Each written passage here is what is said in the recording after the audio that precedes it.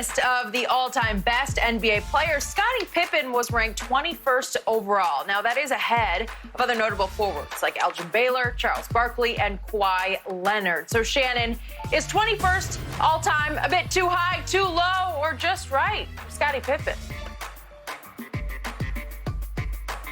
Skip, I think it's a little bit too high. I think we for a guy that's never been MVP of the league, a guy that's never been finals MVP, he does have 6 championships, Skip. In the season that Michael stepped away from the game, he was 22-9-5. He was third in the MVP voting. He was first team All-NBA, first team All-Defense, and he was the All-Star Game MVP.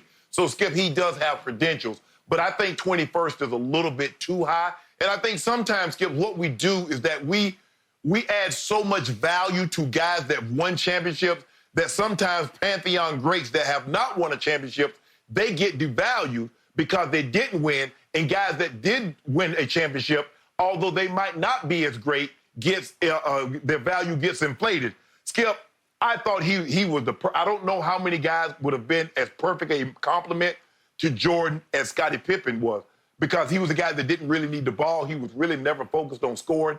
And on some nights, he could just devote all of his attention to just shutting down the opposing team's best player, especially if it was a point, a 2, or 3. And then Mike could take over the scoring load, although Michael was a great defender in his own right. Skip, Pip was 10 years in a row, he was all defense. 8 of those, he was first team. So that just goes to show you just how of a spectacular defender that he was, Skip. But for me, I believe 21st is a little too high. I might have him somewhere, Skip, maybe between that 25 and 30 range. That's what would be my estimation. I think 21 is a little high. Baloney. I'm sorry. I thought you were going to be very objective and say he wasn't even in the top 50, but now you say, oh, he's somewhere between 30 and 25. Look, I have been very consistent in this opinion. I started saying this in 1998 when I covered the Last Dance Bulls for the Chicago Tribune as the columnist. Scottie Pippen was nothing but a very good Robin. Robins are not top 50 players. Stop it. Robins are not 21st overall in the Pantheon greats. Stop it. Nah. I know what's happening here. It's always been happening. That LeBron lovers in the media often vote for Scottie Pippen so they can say, see, we told you Michael Jordan had an all-time great player right alongside him. He had a co-star, a top 50 player, Scottie Pippen. Hog-a-wash, if I can use a term from Arkansas where Scottie is from. Scottie Pippen never had superstar intangibles. He was more of a follower than a leader, way more Robin than Batman. What happened in Game 3 that year when Michael was playing baseball against the Knicks? Last play gets called not for Scottie, the new Michael. No, it got called for Tony Kukoc, who had already hit 6 walk-off shots that year for the Bulls in the regular season.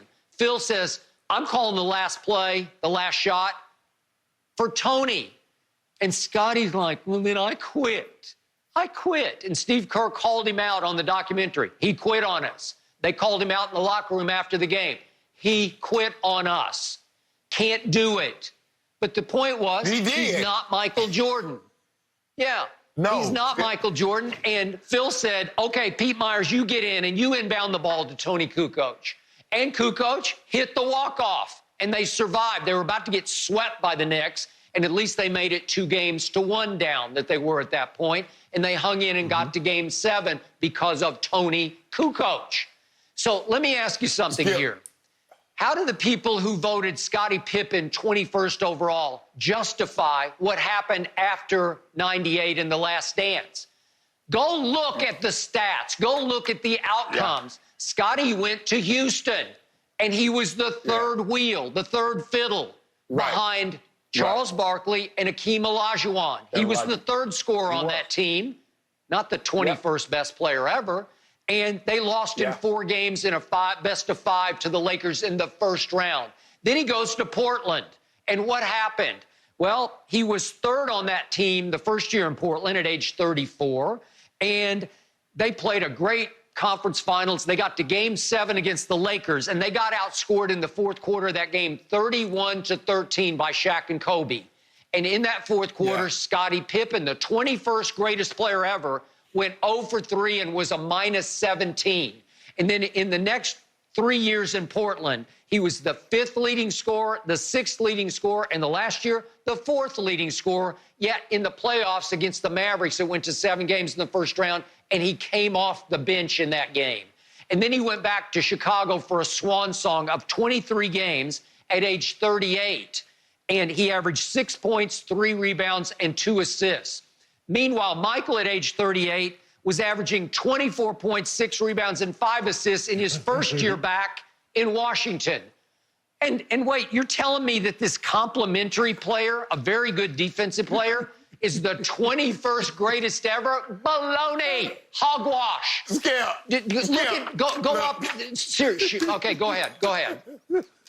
You can't compare. See what you do, Skip. What you do is that you compare everything to Michael. If you compare Scottie to Michael, he should be like 100. But you can't do that, Skip. You have to let the man based off a man's own ability. You compare everything to Michael. Skip, that is so unfair. He's not Michael. He was never going to be Michael, but he was a great player in his own right. He was an outstanding defender. Skip, he was really one of the first point forwards that handled the ball, initiated the offense. He could score, Skip. Now, he's never been one of these.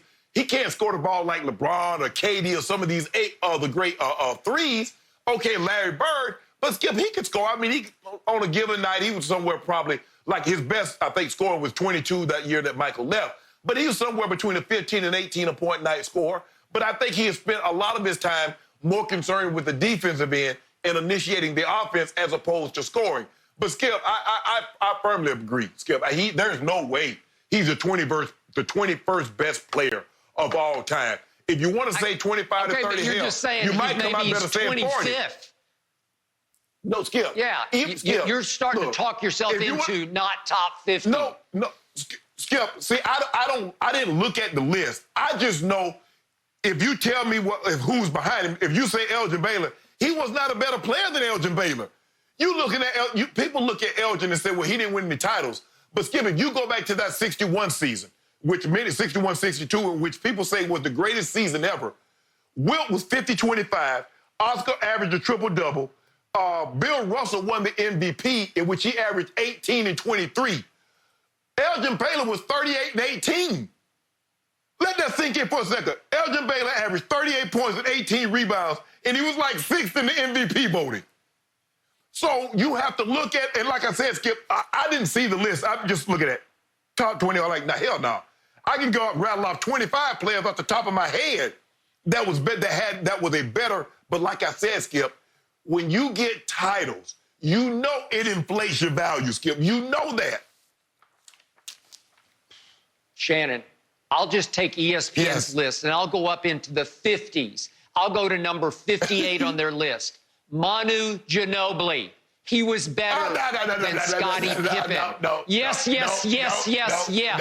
He was a miracle worker. He was a defensive disruptor. He was a clutch shot maker and playmaker.